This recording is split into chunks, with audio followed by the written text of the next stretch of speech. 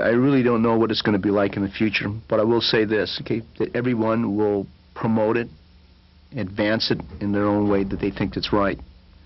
But I will say that Jeet Kune Do people, or Jun Fan Gung Fu Jeet Kune Do people, are usually the most free-minded. In other words, what I mean by that is that they are usually the first ones who will get into any kind of thing that is new. In other words, they were usually the first ones that got into shoot wrestling. They were usually the first ones that got into Brazilian Jiu-Jitsu.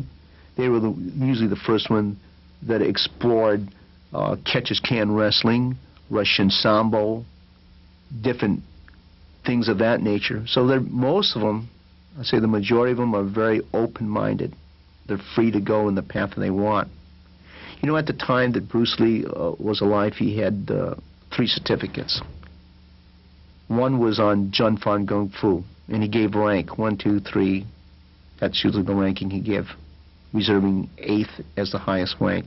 And then he had ranked in what he called Chinese Kung Fu, the Tao of Chinese Kung Fu. And then he had rank in what we refer to as Jeet Kune Do. Both the Jeet Kune Do certificate and the Tao of Chinese Kung Fu he gave because it said was personally trained by Bruce Lee. I have 3 certificates. At the time of his lifetime, I was able to give up to my rank.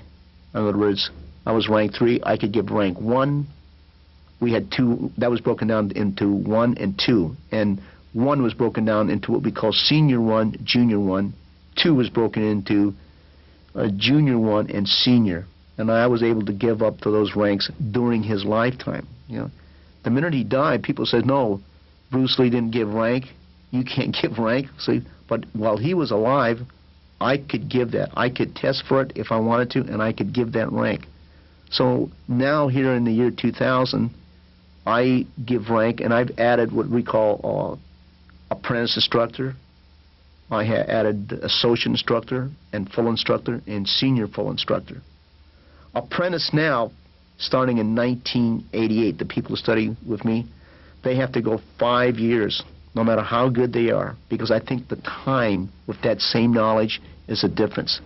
They go anywhere from 4 to 5 years as an apprentice instructor. This is after they've already gone 3 years of learning. They have to have a minimum of 3 years before I can even look at them as an apprentice instructor.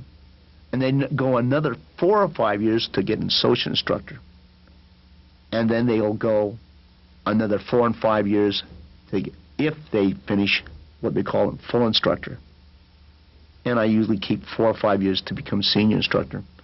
People say, wow, that's close to 20 years, 23 years. Because that's the way I want it. I wanted a high standard, you know. And we all have strengths and weaknesses. And anytime you grade somebody, it's subjectively and it's objectively. You have to have something objective and you have to have some subjective. It's a gut feeling, you know. Being a full instructor does not necessarily mean you're the best fighter. It means you can lead, you can teach, you know the direction and the way that art should go. And I think that's very important.